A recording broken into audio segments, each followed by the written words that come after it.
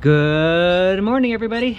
This is Charlie, November Juliet 7 Victor with Red Summit RF. And today I am doing my first featured Morse Code Paddle video.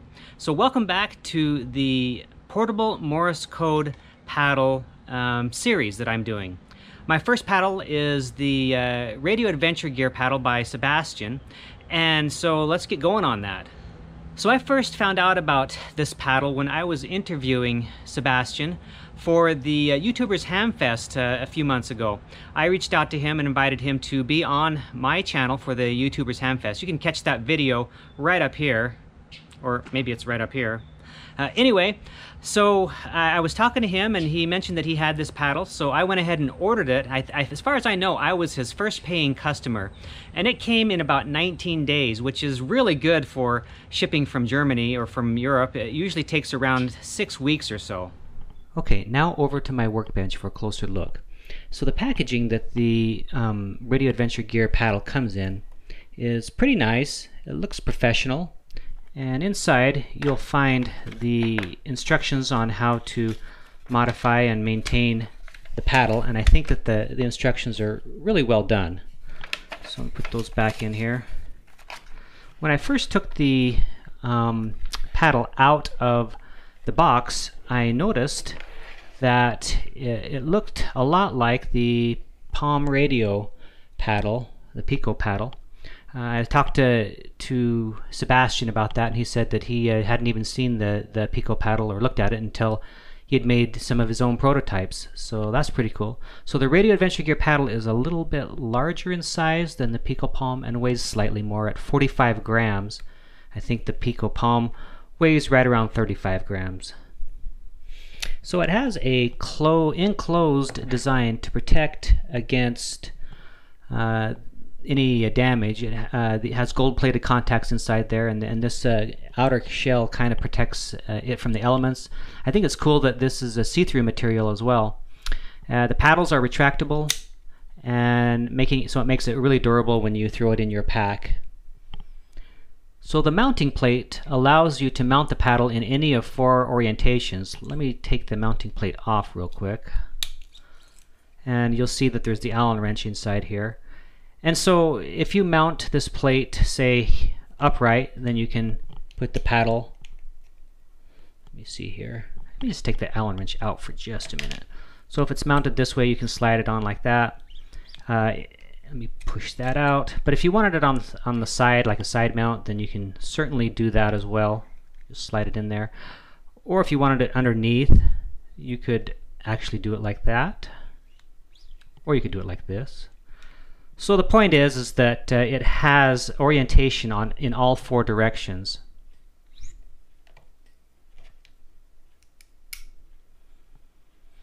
I will say that the mounting plate does not have a magnet to mount with.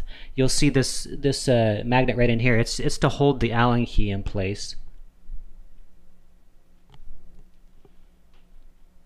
For some of you, this might be a deal breaker, but Sebastian gave a lot of thought to this design and purposely left them out. In the box, it does come with some, here it is right here. It does come with some adhesive, and people can use this to mount the base plate however they want, and then orient the paddle however they want. This is not an issue for me though, because I like to hold my paddle and I don't like it mounted on anything. So for me, it's really kind of a moot point. I'm going to throw this back on, this plate back on here, and snap it in place. So there you have it. I just hold mine right like this and send and receive. When the paddle arrived, the contacts were too narrow for me. So what I did was I had to use this Allen wrench. Let me pull this back off again. Grab this Allen wrench, and what you do is you continue to slide this key out of the shell here, and then right in here are the all these right here. I think these 2 right here are how you adjust the paddle. So there's plenty of ways to adjust, and then you just slide this back in and you're good. Wider. I will say if you have a strong fist, this you may run into a little bit of problem with it. It is for a lighter fist, and so once I adjusted the paddles, though, I had no problem with it at all. So the paddle was purposely designed with a fixed cable in the back. It does have this 3.5mm plug. Some might like the cable detachable, but I think it's a good design to have it like this. That way, it's really durable, and I do believe that if you do run into a problem, in those rare cases where it might get a short, you can certainly pop that out and fix it. And Sebastian does offer parts as well. If by the rare chance there's a problem with it, you can fix it. So I purchased this for $80, just a little over $80, and that included shipping. So I think the price is good. It took me about I don't know, I think it was 19 days to arrive, which is a lot better than normal. Usually from Germany it takes up to 6 weeks to get something. So let me go over the different things that I think are important about a paddle and how this measures up. Let me just mention here that these are my thoughts, and these are my criteria, and it's related to how I feel about it. Certain other people may have different points of view or feel differently, and that's fine. I'm just giving you mine, and you can certainly agree or disagree with what I have to say. First of all is the cost, and for the cost, I think I'm going to give it an A, because I think that for the quality of paddle that you get, $80 is actually a really reasonable price. I think that Sebastian could actually charge more and still get away with it. Durability, I think durability is probably going to be maybe a B+. It's made out of plastic, which is a hard plastic, and it's good. It's not made out of metal, so for that I drop it down just a little bit to a B+. The weight, I'm going to give it an A. It's pretty close to what the Pico paddle has, so, and the size as well. I'll give it an A. Paddle agility, I'm going to say a B, and the reason I'm going to say a B is because it's no Bengali for sure. It is a really nice smooth contact, and the paddles feel great, but they aren't at the level of Bengali, so for that I give it a B. I've had a lot of other paddles that would be graded much lower than that. Customer service, I think A+ on that. I think Sebastian is very responsive to customers and will go out of his way to help you. So A+ on that. Enclosure design, I'm going to give it an A as well. It's completely enclosed. It would be very difficult for debris to get in there and muck things up. The mounting options, maybe a B+. Just because of the magnet thing, but that's not important to some people, but maybe a B+ on that, just because. And then the beauty, I actually like this, and I think that it looks great. I'm going to give the beauty ranking like an A-. So there you have it. I think I'll end this discussion now on the Radio Adventure Gear Portable Morse Code Key by Sebastian. I think that I'll just take a minute here and plug it into maybe this QCX Mini and give it a run and show you how it works. So let me do that, and then we'll close it out.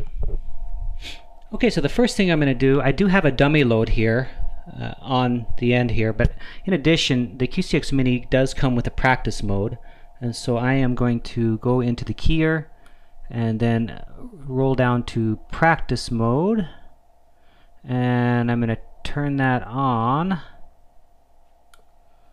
There we go. Now out we are, and let's give it a shot. So I'm just going to call CQ here.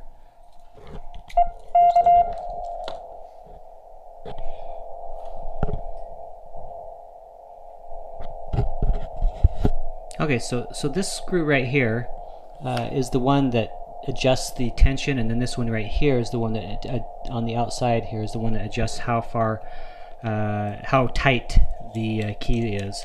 So let me put this back in here. Better unplug this. And I just did that. I made them a little tighter, the paddles. So let's give it another try here and see how it goes.